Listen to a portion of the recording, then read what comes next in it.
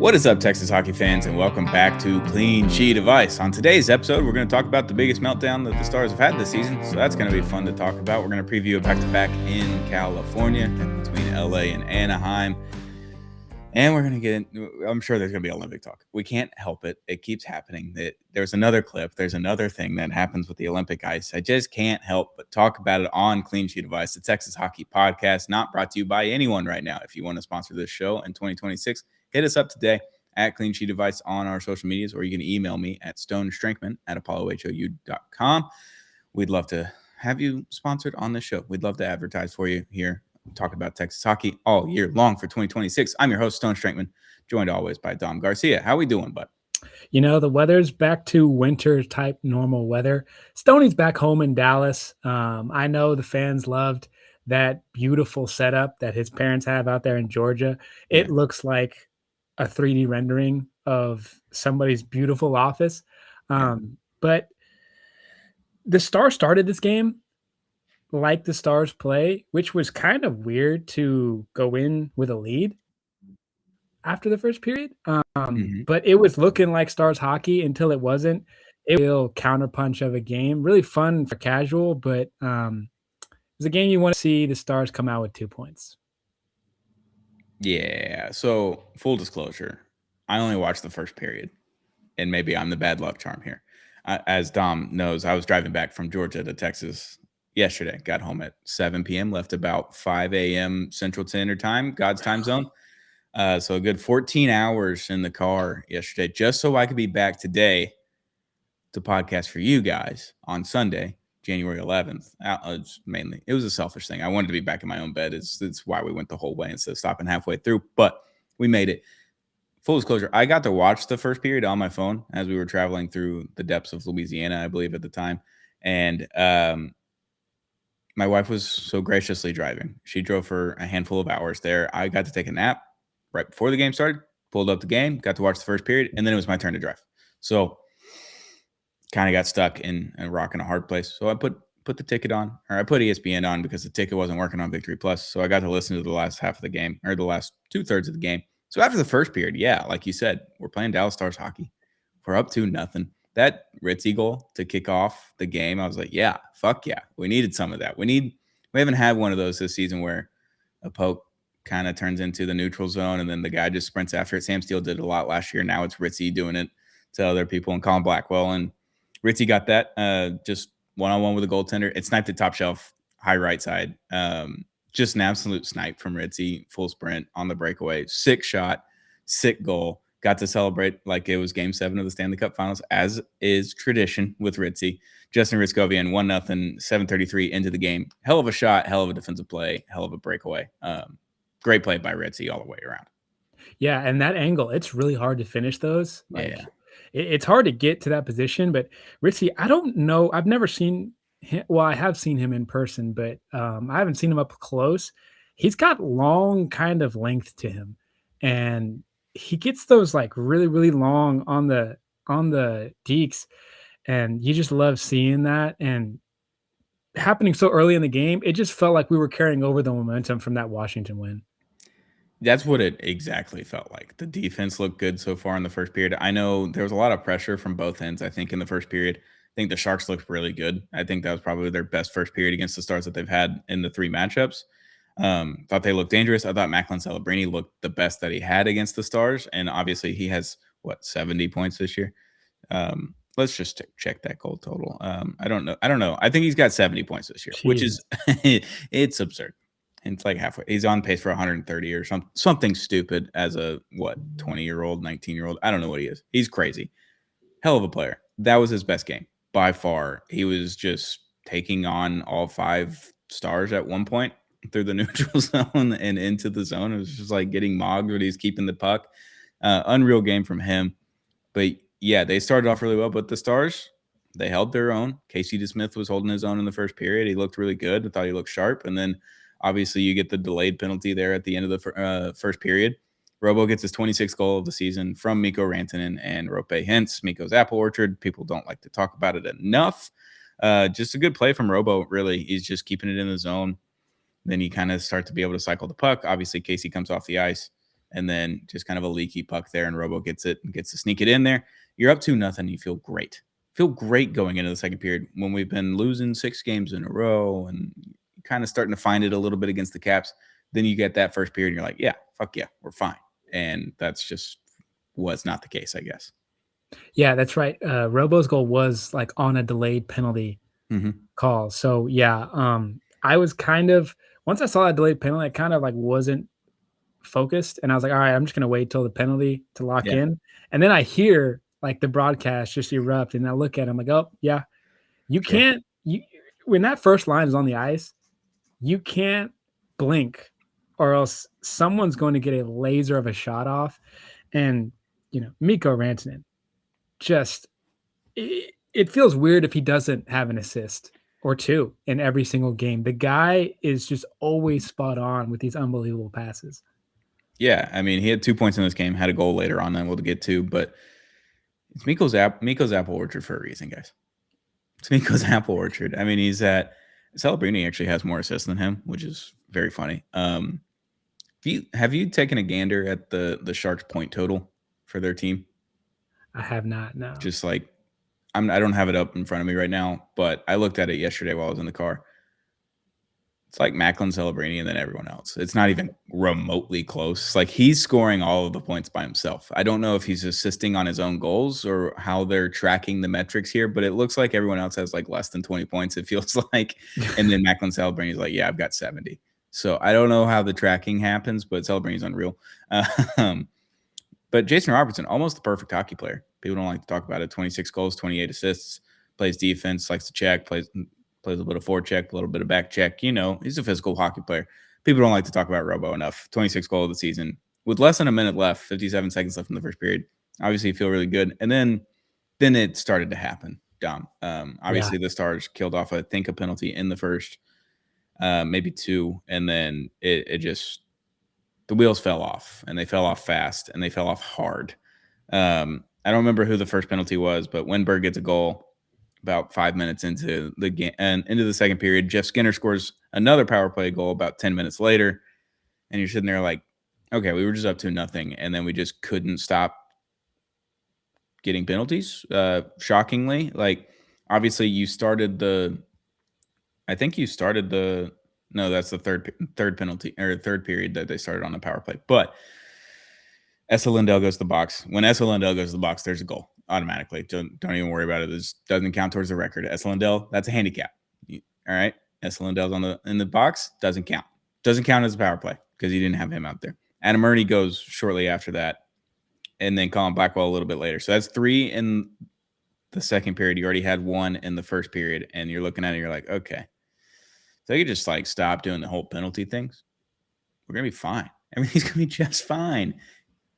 And then Kyle Capo Bianco, there at the end of the second period, just shot out of a rocket, really, on the right side, and had Rope Hintz going with him, one of the best two-way centers, one of the best offensive guys that we have on this team, and just completely looked him off and said, yeah, I know I've been playing in the AHL for about 7 years, but I got this one. Don't worry about this. Watch this, top left. Sick shot from Capo. Happy for him. Second goal of the season. You regain the lead going into the third period. 19:01 into the second period. You're like, okay, fine. We're fine. 3-2. Just don't do any penalties. That's what I took from the second period. And obviously, we know what happened in the third period. Yeah, and to this point, like I could say even for San Jose as well, every goal was earned off of very smart and very uh well operated plays. Like there was no, bad turnover. There was no just mistake from either team. Like these were all hard goals to obtain. Um and well, that second power play goal, you could nitpick and say somebody was out of position, but like this was a super tough battle. And going into the third, I was like, man, this is it's gonna be tough because at this point, San Jose really started to become hard on the hits. I don't Yeah. know the numbers of the game, but I know that it felt like they were way ahead of us on the hit totals. And just as we ate into that third, you could see the Stars played uh, the previous few nights. Yeah, it was strange because they had, 2 days off before that Sharks game. Obviously, they had to travel from DC to San Jose, so, like, that's a It's a big travel day. So Yeah. you could really count it as just one day off. Like you said, the Sharks were hitting very well, and they out hit the Stars 21-12 was what they counted. I know I said it on the last podcast when we talked about the Capitals game. Like, what the hit counter and the shot counter? Can we figure that out, guys? Can we count the hits? Can we count the shots? I was looking at the game. I was watching it on my phone in the car. 14-hour drive. People forget. People don't like to talk about that very often. So watching the first period, the Stars had like the first four shots, and they counted like two of them on the little scorebook. And I was like, all right, what are we doing? Can we count the shots that actually happened? Like this, the puck hit the stick. And the stick led the puck towards the net, hits him in front of the net, not next to the net, not out of the crease, in front of the net, hits the goaltender, and we don't count the shot. It bugs me, Dom. It bugs me to my core. I can't help it. It's so bad. Well, it'd be one thing if like they had fixed it. They just don't fix it. Yeah, because then they'll go back and edit it like after the period or after the game is over, and you're like, you took away shots? Like, what are we doing here? Like, there was more than that. Shocking. But Capo getting that goal, you're up 3-2. Again, you don't feel great necessarily going into the third period. You're like, man, we just squandered a 2-0 lead. It is the most dangerous lead in hockey. People don't talk about that enough either. But you're going in and you're like, okay, we got a goal from a defenseman that doesn't play very often, shot out of a cannon, had a great shot. It was a 2-on-1 opportunity. Just do a little bit more of that. You're on the rush a little bit in this game. Try to figure out how to get on the rush more, create more turnovers, get into the neutral zone, push the puck. Then, obviously, you go to the third period, and our guy, Mikko Rantanen. Speaking of Mikko Rantanen, if you want to hit that subscribe button right now, we've got a Mikko Rantanen bobblehead right here that we're going to give away at 250 subscribers. When we hit 250 subscribers on Clean Sheet Advice, we're going to give away that Mikko Rantanen bobblehead. Mikko Rantanen, 18th goal of the season after he got his 43rd assist of the season earlier in the game. A little backhand shot. His backhand might be on fire right now, Dom. Might be on fire. That's like, what, 3 or 4 in the last 5-6 games, it feels like. He's just hitting backhands left and right. It's awesome. Yeah, and every time Miko scores, because we're so used to seeing assists from him, when he does score, it's a little extra juice on. It's a little extra, pep in your step from that bench. They get a little more excited.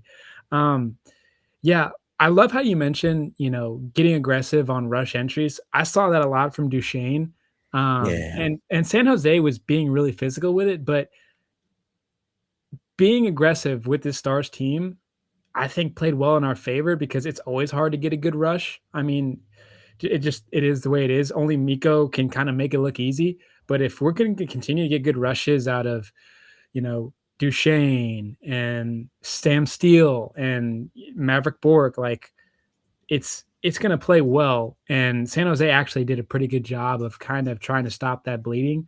But that's something you do want to see the Stars continue to have. Yeah. And then Tyler Toffoli scores on the power play right after that, just less than 2 minutes later, to make it a 4-3 game. And you got 10 minutes left in the game. You're like, okay, if you can either hold on or you can go score another goal, this game's over.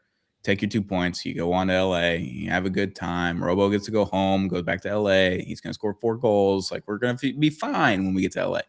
And it didn't last long. Another 6 minutes go by, or less than 6 minutes. Gaudette scores, ties the game at 4. And then, Dom, the last minute, obviously I'm not watching. I'm listening to this. I'm listening to Josh Bogorod. I'm listening to Razor call this game on ESPN Plus because somehow in Texas they just let me keep running that, even though I said it was blacked out. Just kind of kept running it, which was great. That last minute and a half of the game, how did you like bite your hands? Did you clench so hard that your fingernails burst your palms open? Like, what was happening in that last minute? Because it sounded so absolutely chaotic. You had a Wyatt Johnston breakaway at one point. Casey DeSmith had like 2 incredible saves on the other end. It's like absolute chaos happened in that last minute. I need you to describe it to me after I heard Bogey and Razor call it on the call. I can't imagine what that was like live, and just panicking the entire time. Well, the shots on Casey came a little bit, like, earlier in that 1 minute left. Okay. So, once those shots kinda got passed and they were blocked off, like, it felt like Dallas, if they weren't gonna win the game now, like, they had some momentum and they had the puck on their side. It felt like we were on the power play, the way we were controlling the puck. Like, that's the possession that we had, and we kept it, and I was it I was actually, like, strangely confident. Like, I was like, "This is looking like, We're going to get a tic-tac-toe type of pass, and we're going to get a great look. And we got that great look, just didn't go in. Um, it was pure chaos. The crowd was as loud as I've heard it all night. And once that buzzer goes off and we're going to overtime, I was like, man, we might have just missed our chance to get these 2 points because the Sharks played an excellent defensive game all game. But no, like if we were going to win the game, it would have been right there. And I kind of knew what would. I didn't know a penalty would happen for Miko in overtime, but Yeah. I didn't feel good going into overtime. No. Once I saw that happen. No. What are they, 1-6 now in overtime if they don't go to a shootout? Yeah.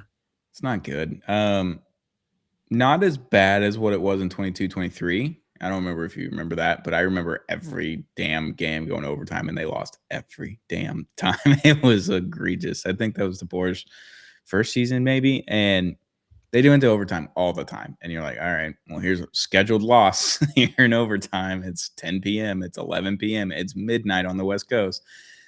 Scheduled overtime loss.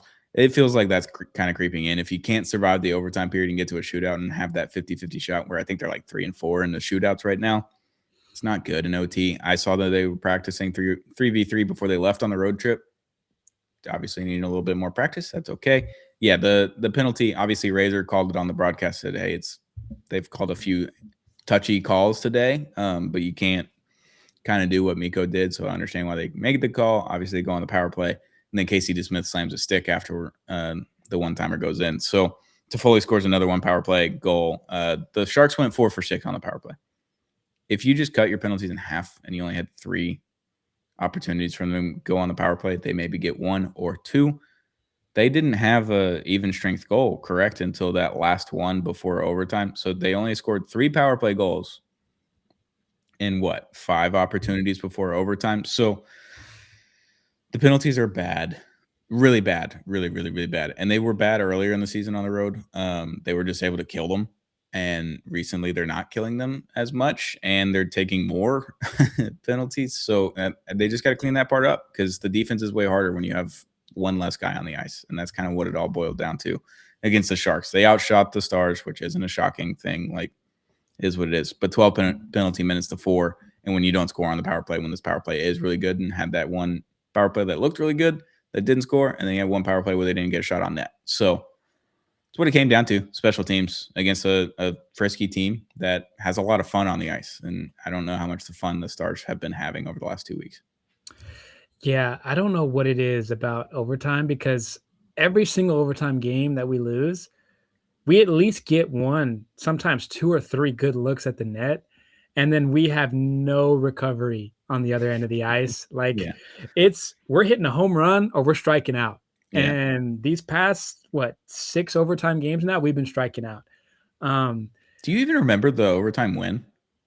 I'm just asking because I don't. I have no idea when the overtime win happened. I just remember, like, the shootout ones. Right. Like, we've only had one OT win. So shootout against Colorado, second game, right? Yeah, Lost to the Kings with the horns down, Adrian Kempe. We lost to Tampa Bay on the road at the end of October in OT. Lost to the Panthers in a shootout. We beat the Oilers in a shootout when you were in town. right. Oh, you know what it was? It was the start of the turnaround where it really felt like you turned things around. It was the Ottawa game in Ottawa, 3-2, where they were down 2-0 in the third period. They scored 2 goals to come back, and then they had that goal in overtime. I think it was Rope. Was that a weird start time? It was like the 6 p.m. or the 5 p.m. Right. Yeah, start okay, time. I It do was the middle remember of it the now. week. It was the Yeah, middle of it's the coming week. to me. Yeah. Yeah, it was a Tuesday, November 11th. It was Veterans Day. So, yeah, that's the last time that we've had. That's the only time we've had an overtime win this year. It's been months. I guess that's the game plan to beat the Stars, just get the game to overtime. Get a point. Yeah, you get 2 points if you go to OT. Apparently, so yeah, not a good loss to have when giving up two goal leads and having 6 penalties, 6 power plays that you got to kill, and you only killed 2 of them, and you didn't score on any. If you just scored on the power play once out of those 2, which they've done many a time this season, game's over. You don't even have to worry about it. It's squeaky. It's not great, but you're getting out of there with a 5-4 win before the Sharks do. Sharks are frisky, though. I think they're pretty high up in the standings, too. I think they're in the wild card positions at least. No, they're third in their division in the Pacific right now with 49 points. So, frisky team. Really fun team, honestly. I enjoy them. Oh, my camera went. See, this is a problem, Dom. I don't know how to fix this, huh? Not a good loss in San Jose to have. You only get 1 point out of that, and obviously Minnesota has been kind of struggling along with you. Still have a game in hand. You're tied 61 points there, so it's like it is what it is. You just got to get out of this funk. We got to get to the Olympic break. We got to get healthy. So that's the other thing we didn't talk about at all. Casey DeSmith started 2 games in a row. Jake Andre didn't play this game with 2 days rest and a long travel. I think I'm right. I think he's banged up. It's the only reason, I think. I don't think this is like a mental thing. I think this is just like, hey, you're hurt. We'll give you an extra couple days off here before we go to LA and have another back-to-back. And if you're a Stars fan, like that's kind of the news you want to hear. Same thing that happened with Harley. Like to begin the year, you were just like, I'm hoping like there's something weird. Like it was just not the Harley we knew. And sure enough, it found out he was playing injured. And I think we might be seeing the same thing with Otter. Like we know what he's capable of, and we know just everything just wasn't looking right at the time. But luckily, with this Olympic break, I know he'll be playing, but still there's extra time off to not really think about this long NHL schedule. I was talking to my dad the other day. He was like, man, the Stars, they haven't looked good. Are they still in the playoffs? I'm like, buddy, second best record in the league. Like, yeah. I know, trust me, I'm with you. Like, they haven't looked like the Stars, but that's how good they started this year. And if they get back to form, like, there's no stopping them. So, hey, that guy that keeps commenting on all of our podcasts and our YouTube shorts and everything on YouTube, thanks for commenting, by the way. I appreciate the comments. It helps us get in the algo. I'm all for that. But you saying that we suck and we can't win games and this and that and the other, and I commented back. I say, hey, second best record in the league. And he goes, y'all are a bunch of idiots. You don't even know puck. It's pretty simple Google there, pal. Look at the standings. Just because they're not good right now over the last 2.5 weeks or so doesn't mean shit because they're still second best in the league. All right, after like the 27th technical difficulty, sorry, new camera, new technology. I don't know what's going on. We're figuring it out, but we're going to LA tomorrow night or tonight as you're listening to this Monday night, 9 p.m. Central Standard Time. It's going to be a late night, so grab some coffee, grab some fun. We're going to do happy hour on Tuesday night before the Anaheim game and Thursday night before the Utah game. We're going to have fun with that. But, Dom, before we get out of here, what's your prediction for the LA Kings game and the Anaheim game? We'll start with the LA Kings. LA Kings, I think it's going to be a drumming. I think the Stars are going to get them. If they keep the hits, we don't even have to lead the game in hits. We just got to keep it close. Like if we don't get murdered on the hit totals, like you're looking at a 4-1 game. You're looking at a 4-0. I would love to see a shutout. So I'm pushing for 4-0 Dallas Stars. Robo gets a goal. Rupe gets a goal. And if it's Kobe can get another goal, man, I'd love to see that heater go. I would love another Ritzy goal. I want as many Ritzy goals as we can get this season. The kid's incredible. He's so fun to watch. He's a grinder. He's the new Sam Steele, Colin Blackwell mix. He's the younger version of those two guys. Have a lot of fun with Ritzy. We're going to see a robo goal. Just count that. It's against the Kings. We're going to see a robo goal.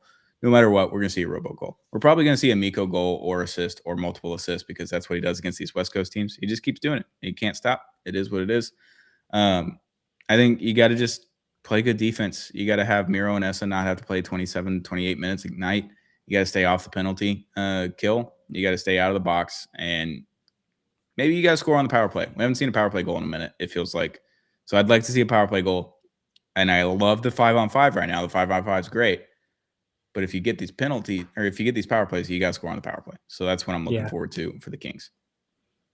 Yeah, no, I'm right there with you.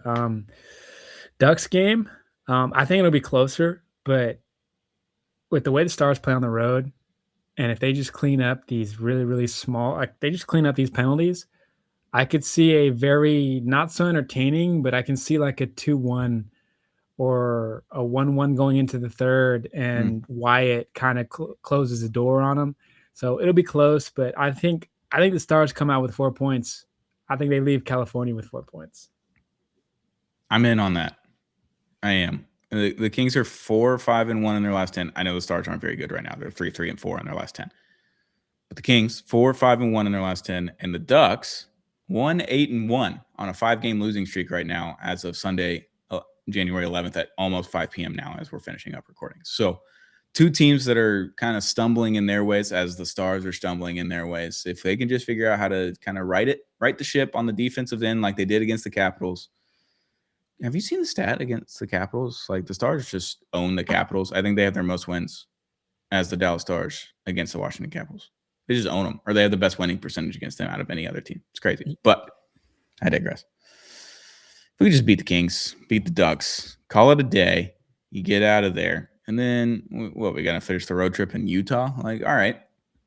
Then you get to be back home for 2 games, and then it's almost the end of the month, and it's almost Olympic break, and then you get a big vacation in, or if you're in the Olympics, you get to go to the Olympics and play fucking hockey for your country. That sounds sick. If we just figure out how to get there, it's going to be fine. Just get through this road trip. If we can steal 4 points here or just get 4 points in any way, shape, or form against the Kings and the Ducks, going to Utah is going to feel a little bit better after stealing a point. Or you didn't steal a point. You lost a point against the Sharks, but you still got a point. You got 2 against the Caps, and you got destroyed by the Canes. Like, if you're coming out of there and you've got 3 wins out of 5 games so far, if you can just kind of steal that last one in the 6th game, I'd feel pretty good. I'd feel fine about that road trip, especially coming off of 6 straight losses.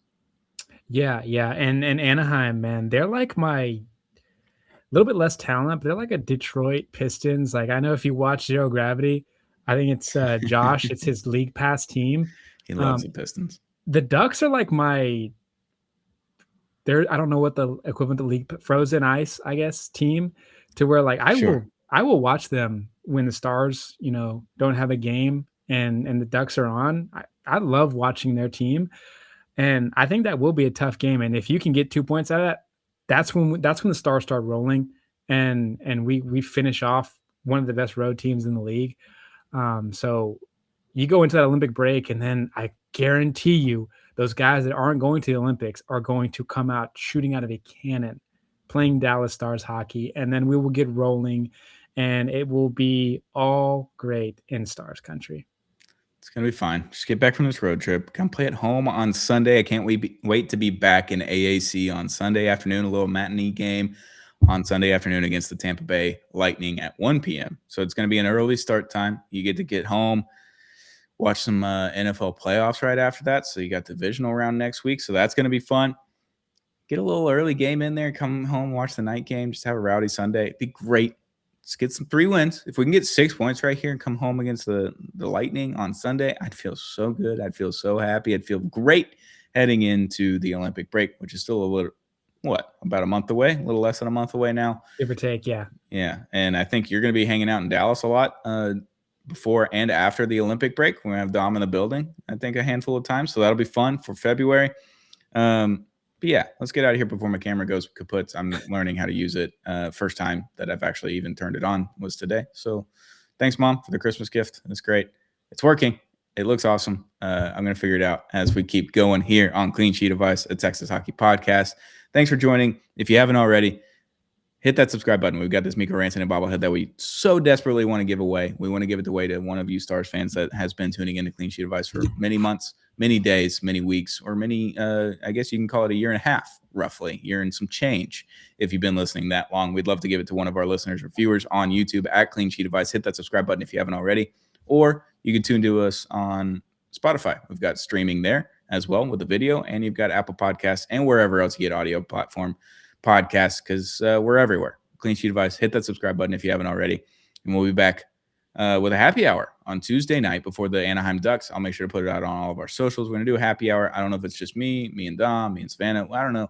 We're going to figure that out. Haven't put it in the text yet, but I'm going to do it on Tuesday regardless if anyone can join me. Hit the live chat up, hang out before this Anaheim Ducks game, back-to-back late games. It's going to be fun. We'll be back on Wednesday with another episode of Clean Sheet of Ice, a Texas Hockey Podcast.